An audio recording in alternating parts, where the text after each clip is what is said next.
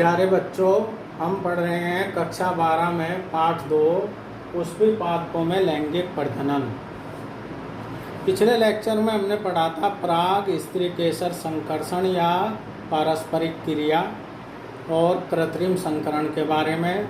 अब हम पढ़ेंगे दोहरा निषेचन, डबल फर्टिलाइजेशन। ये एक बहुत ही महत्वपूर्ण प्रश्न है, कई बार एग्जाम में आ चुका है।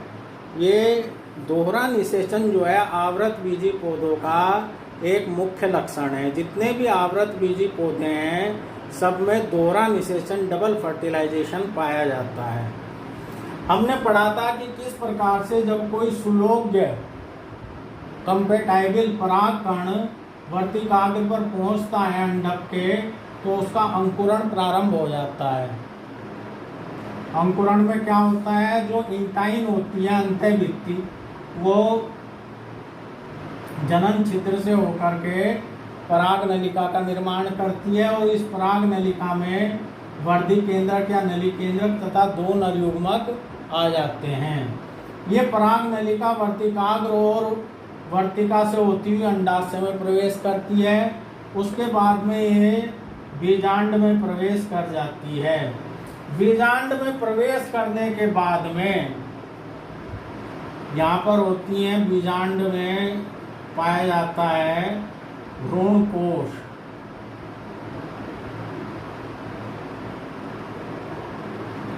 ये भ्रूण कोश है,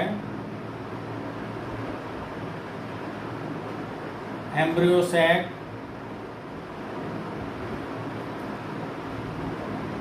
मादा युग्मकोद्भिद भी कहते हैं इसे, फीमेल गैमेटोफाइट। यहाँ पर दिखा रखा है ये वाली रचना बीजांड के अंदर क्या कहलाती है, भ्रूण कोश या मादा युग्मकोद्भिद।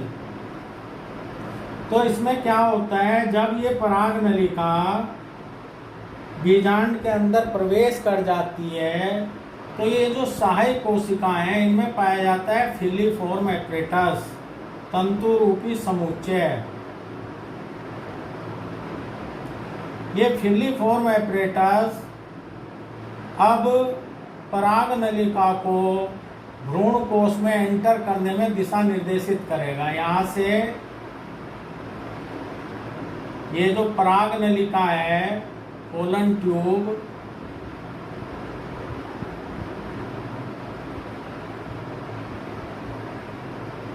पराग नलिका कहाँ प्रवेश कर जाती है, सहायक कोशिका में। जो भ्रूण कोश की सहायक कोशिका है, एक सहायक कोशिका में प्रवेश कर जाती है। इस प्रकार से पराग नलिका थी, ये पराग नलिका, ये कहाँ प्रवेश कर जाती है, सहायक कोशिका में प्रवेश कर जाती है तथा अपने दोनों नर युग्मकों को मुक्त कर देती है। ये दोनों नर युग्मक इसके मुक्त हो जाते हैं। एक नर युग्मक तो जुड़ जाता है एग सेल के साथ में, अंड कोशिका के साथ में। नर युग्मकों में गुणसूत्र कितने होते हैं, N।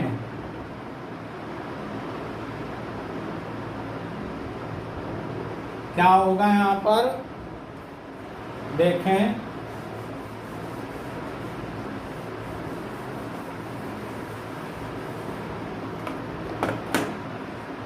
एक नर युग्मक गुणसूत्र कितने हैं इसमें, N, क्योंकि इसका निर्माण अर्धसूत्री विभाजन से हुआ था। परागकण जो बने थे अर्धसूत्री विभाजन से।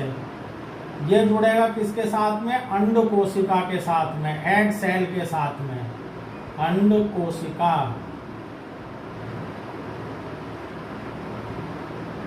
इसमें भी गुणसूत्र कितने हैं, N। तो ये एग सेल, अंड कोशिका और एक नर युग्मक, एक ये अंड कोशिका और ये एक नर युग्मक, ये आपस में जुड़ते हैं और बना लेते हैं युग्मनज। क्या बना लेते हैं, युग्मनज, जाइगोट। इस घटना को कहते हैं युग्मक संलयन सिनगैमी या वास्तविक निषेचन या निषेचन, ये क्या है? निषेचन है, फर्टिलाइजेशन। नर युग्मक में n गुणसूत्र थे, अंड कोशिका में n गुणसूत्र थे, तो युग्मनज या जायगोट में कितने होंगे? 2n। तो एक नर युग्मक तो किसके साथ जुड़ जाता है? अंड कोशिका के साथ में, और क्या बन जाता है? युग्मनज बन जाता है, जायगोट बन जाता है।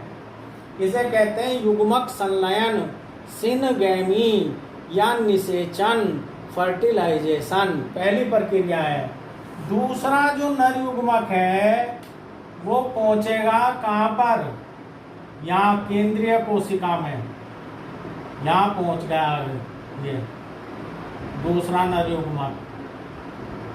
ये जो केंद्रक है इसमें गुणसूत्र n है, इस केंद्रक में गुणसूत्र n है, ये नर युग्मक है इसमें गुणसूत्र n है। ये तीनों केंद्रक आपस में जुड़ जाते हैं, यानी कि दो ध्रुवीय केंद्रक n+n, n गुणसूत्र होते हैं, इनके साथ जुड़ेगा दूसरा नर युग्मक। गुणसूत्र कितने हैं? n। यहां पर बन जाएगा प्राथमिक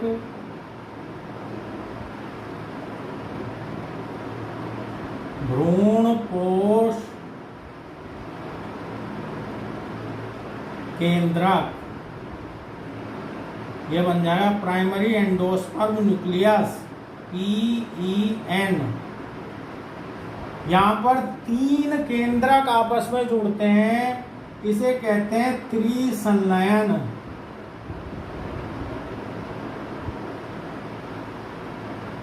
ट्रिपल फ्यूजन, क्या कहते हैं? त्रिसंलयन या ट्रिपल फ्यूजन। तो क्या हुआ? जब पराग नलिका ने सिनर्जिड के अंदर प्रवेश किया तो ये फट गई। फटने पर इसने दोनों नर युग्मक मुक्त कर दिए। एक नर युग्मक ये वाला और एक नर युग्मक ये वाला। जो पहला या एक नर युग्मक है वो जुड़ता है अंड कोशिका के साथ में, एग सेल के साथ में, और बन जाता है युग्मनज, जायगोट। इसमें गुणसूत्र कितने होंगे? 2n। इस प्रक्रिया को क्या कहते हैं? युग्मक संलयन सिनगैमी या निषेचन, फर्टिलाइजेशन। अब जो दूसरे वाला नर युग्मक है ये जुड़ता है जाकर के पोलर न्यूक्लियाई ध्रुवीय केंद्रक। दो ध्रुवीय केंद्रक हैं, यानी कि दो ध्रुवीय केंद्रक n+n, इनके साथ दूसरा नर युग्मक जुड़ेगा जिसमें गुणसूत्र कितने हैं? n। तो कुल n, तीन केंद्रक आपस में जुड़े, जो संरचना बनी उसका नाम क्या है? प्राथमिक भ्रूणकोश केंद्रक, प्राइमरी एंडोस्पर्म न्यूक्लियस। इस प्रक्रिया को क्या कहते हैं? त्रिसंलयन, ट्रिपल फ्यूजन। यहाँ पर बन जाता है 3n रचना, प्राथमिक भ्रूणकोश केंद्रक। तो ये जो दो घटनाएं हैं त्रिसंलयन की घटना, पहली घटना कौन सी है? ये पहली घटना युग्मक संलयन या निषेचन। दूसरी घटना कौन सी है? त्रिसंलयन, ट्रिपल फ्यूजन। इन दोनों घटनाओं को मिलाकर कहते हैं दोहरा निषेचन, डबल फर्टिलाइजेशन। कौन कौन सी घटनाएं? युग्मक संलयन या निषेचन पहली घटना, दूसरी घटना त्रिसंलयन, ट्रिपल फ्यूजन। इन दोनों घटनाओं को मिलाकर क्या कहते हैं? दोहरा निषेचन, डबल फर्टिलाइजेशन। ये आवृतबीजी पौधों का मुख्य लक्षण है। दोहरे निषेचन की खोज नवाशीन नामक वैज्ञानिक ने की थी। इसमें नर युग्मक और अंड कोशिका के मिलने से जो युग्मनज बनता है, जायगोट, युग्मनज या जायगोट के विभाजन से बाद में भ्रूण का निर्माण होता है। और जो प्राथमिक भ्रूणपोष केंद्रक जिस कोशिका में होता है, प्राथमिक भ्रूणपोष कोशिका, उस कोशिका में विभाजन से भ्रूणपोष या एंडोस्पर्म का निर्माण होता है।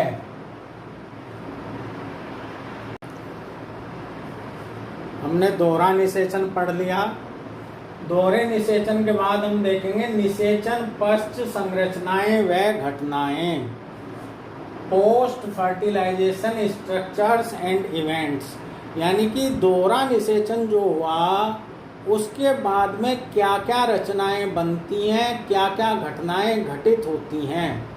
जैसे दोहरा निषेचन में हमने पढ़ा था कि एक नर युग्मक ने मादा युग्मक के साथ मिलकर के जाइगोट युग्मनज का निर्माण किया था। युग्मनज से आगे विकास होकर के बनेगा भ्रूण। इसी तरह से हमने देखा था जो दूसरा नर युग्मक था वो किससे जुड़ा था, दो ध्रुवीय केंद्रकों के साथ जुड़ा था और उनके मिलने से बना था प्राथमिक भ्रूणपोष केंद्रक, प्राथमिक भ्रूणपोष कोशिका। उससे बनता है भ्रूणपोष एंडोस्पर्म। और जो बीज है वो काहे से बनेगा, ओव्यूल से, बीजांड से किसका निर्माण होगा, बीज का। और अंडाशय से किसका निर्माण होगा, फल का। तो ये जो हेडिंग है हमारा निषेचन पश्च संरचनाएं व घटनाएं, इसमें हम पढ़ेंगे किस प्रकार से भ्रूणपोष का निर्माण होता है। जो प्राथमिक भ्रूणपोष कोशिका है उससे किस प्रकार से भ्रूणपोष का निर्माण होता है, जाइगोट या युग्मनज से कैसे भ्रूण बनता है, बीजांड किस में बदलेगा, बीज में, अंडाशय किस में बदलेगा, फल में। तो सबसे पहले हम देखेंगे भ्रूणपोष के बारे में।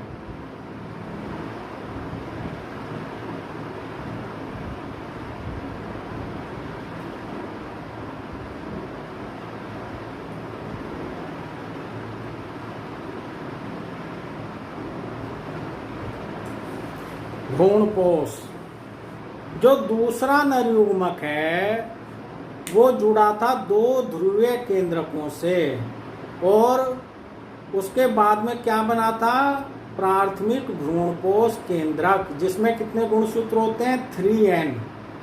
वो कैसा होता है, 3N होता है। उसमें गुणसूत्र जो है ट्रिपलेट, 3 सेट होते हैं गुणसूत्रों के। ये प्राथमिक भ्रूणपोष केंद्रक जिस कोशिका में होता है उसे कहते हैं प्राथमिक भ्रूणपोष कोशिका। यह कोशिका समसूत्री विभाजन के द्वारा बार बार विभाजित होकर के कई कोशिकाएं बनाती है। इन सभी कोशिकाओं में भोजन संचित रहता है जो विकसित होते हुए भ्रूण को और अंकुरित होते हुए बीज को भोजन प्रदान करने का कार्य करते हैं। तो भ्रूणपोष का क्या कार्य है, भोजन प्रदान करना। युग्मनज से जब भ्रूण बनता है, भ्रूण का विकास होता है, उस समय उसे भोजन प्रदान करता है।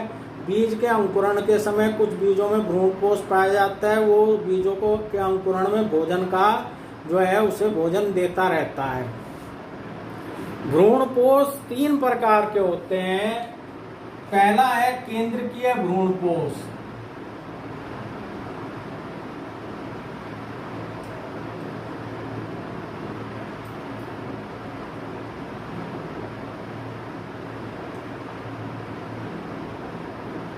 Nuclear endosperm.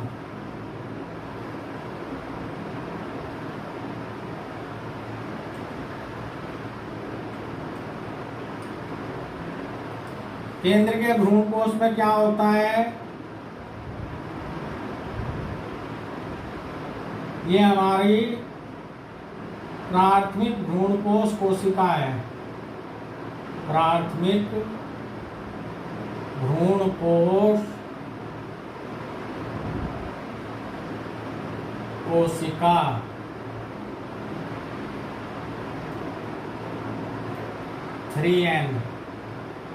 इसमें प्राथमिक भ्रूणपोष केंद्रक कितने गुणसूत्र हैं, 3N। ये जो केंद्रक है इसका, ये समसूत्री विभाजन द्वारा विभाजित होता है। पहले 2 केंद्रक बनते हैं, उसके बाद में कई केंद्रक बन जाते हैं, 2 से 4, 4 से 8 समसूत्री विभाजन के द्वारा कई केंद्रकों का निर्माण हो जाता है।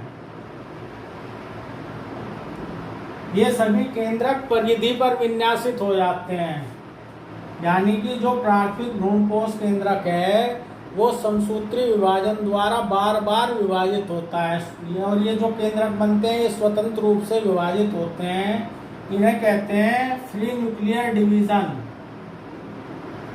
फ्री न्यूक्लियर डिवीजन, मुक्त भ्रूणपोषी विभाजन। समसूत्री विभाजन होते हैं तो कई केंद्रक बन जाते हैं। ये केंद्रक जो है परिधि पर विन्यासित हो जाते हैं और बीच में बन जाती है एक सेंट्रल वैक्यूल, केंद्रीय रिक्तिका। बीच में एक सेंट्रल वैक्यूल, केंद्रीय रिक्तिका बन जाती है। केंद्रक कहाँ है? परिधि पर। ये केंद्रक है, केंद्रक है परिधि पर, और बीच में क्या है? एक सेंट्रल वैक्यूल, केंद्रीय रिक्तिका। अब ये केंद्रक जो है धीरे धीरे विभाजित होकर और केंद्रकों का निर्माण होता है और ये पूरे भ्रूणपोष में भर जाते हैं। इस तरह से पूरे भ्रूणपोष में कई केंद्रक बन करके भर जाते हैं। अब इसके बाद में भित्ति निर्माण शुरू होता है।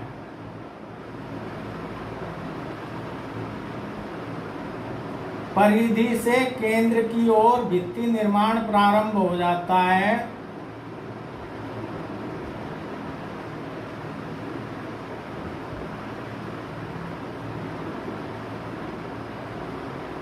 पहले परिधि में भित्ति निर्माण होगा,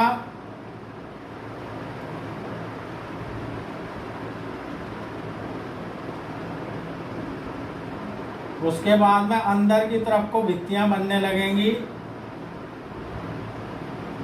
इसे कहते हैं सेंट्रीपिटल, परिधि से केंद्र की ओर भित्ति निर्माण, सेंट्रीपिटल वॉल फॉर्मेशन।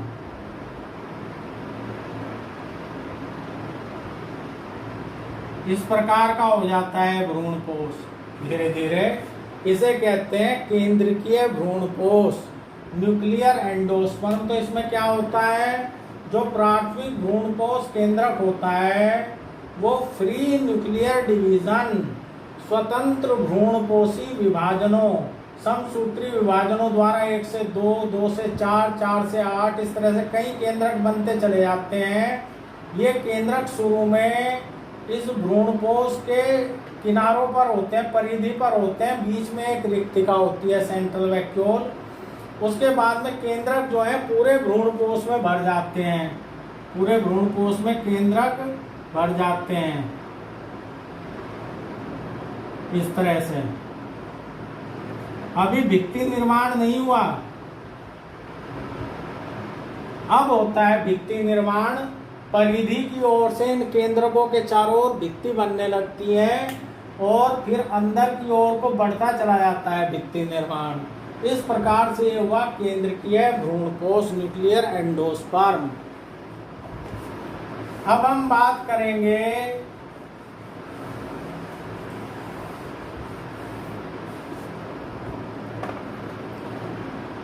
कोशिकीय भ्रूणपोष की। दूसरा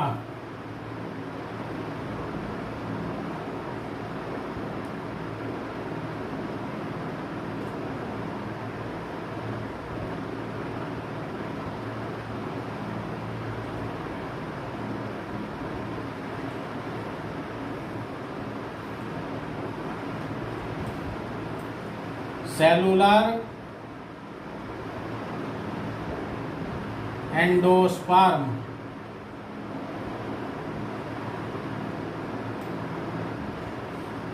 दूसरे वाला है कोशिकीय भ्रूणपोष, सेलुलर एंडोस्पर्म। इसमें क्या होता है? जब प्राथमिक भ्रूणपोष केंद्रक है उससे 2 केंद्रक बने तो इसके बीच में पहले बार में ही भित्ति का निर्माण हो जाता है। और जितनी बार भी केंद्रक बनेंगे उतनी बार ही भित्तियां बनती चली जाएंगी।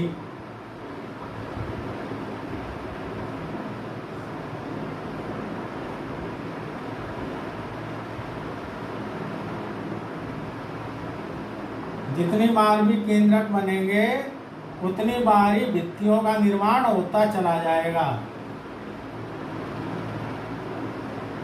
इस प्रकार से एक कई कोशिका वाला भ्रूणपोष बन जाता है।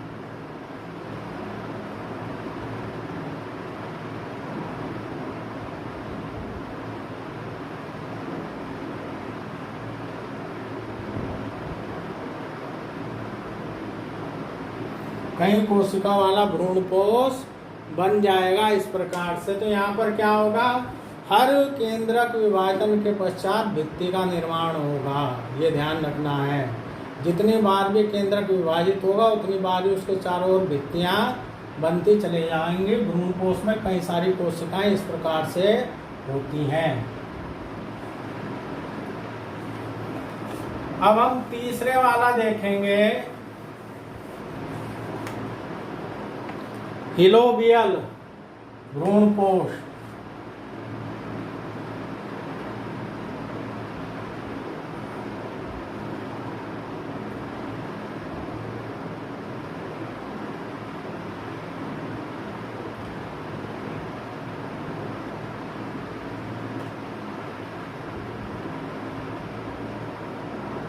Helobial endosperm.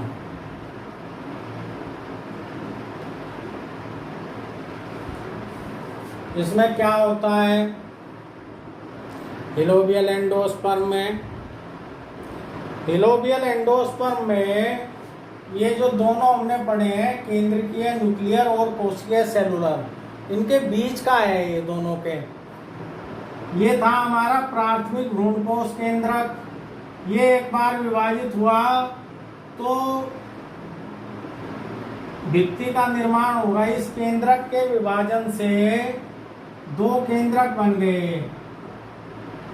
ये केंद्रक था प्राथमिक भ्रूणपोष केंद्रक। इस केंद्रक के विभाजन से दो केंद्रक बन गए। दो कोशिकाएं बन जाती है। जो कोशिका माइक्रोपाइल की तरफ होती है, बीजांड द्वार की तरफ, उसे कहते हैं माइक्रोपिलर सेल। जो चैलेजा की तरफ होती है या कैलेजा की तरफ, उसे कहते हैं कैलेजल सेल। ये छोटी होती है कैलेजल सेल, माइक्रोपाइलर सेल बड़ी होती है। तो ये जो केंद्रक था प्राथमिक भ्रूणपोष केंद्रक, इससे दो केंद्रक बने, उनके बीच में फिर कोशिका भित्ति बन गई, जिससे कैलेजा की तरफ एक छोटी कैलेजल सेल बन गई और माइक्रोपाइल बीजांड द्वार की तरफ एक माइक्रोपिलर सेल का निर्माण हो गया। अब क्या होता है, जो नीचे का हिस्सा होता है वो तो ऐसे ही रहता है,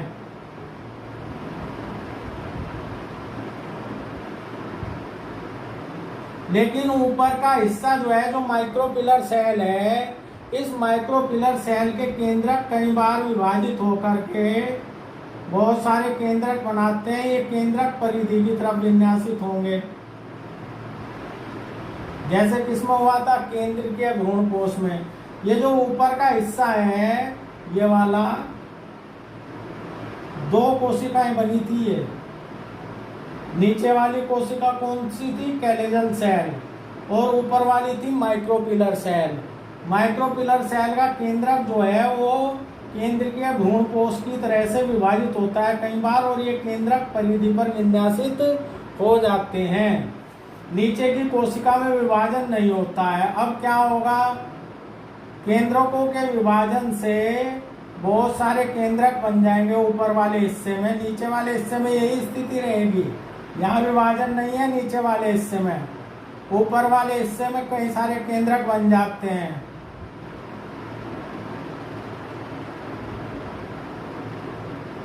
इस तरह से कई केंद्रक बन जाते हैं। नीचे के हिस्से में केंद्रकों का निर्माण नहीं होता है। इसे नीचे के हिस्से को कहते हैं बेसल एपरेटस।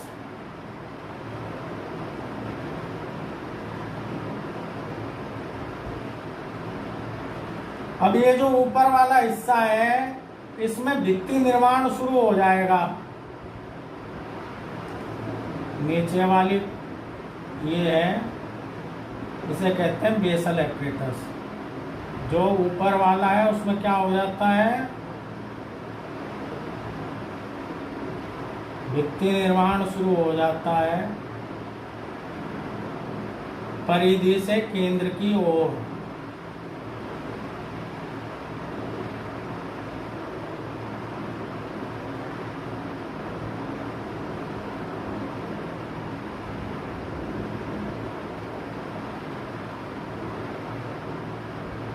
परिधि से केंद्र की ओर भित्ति निर्माण शुरू हो जाता है।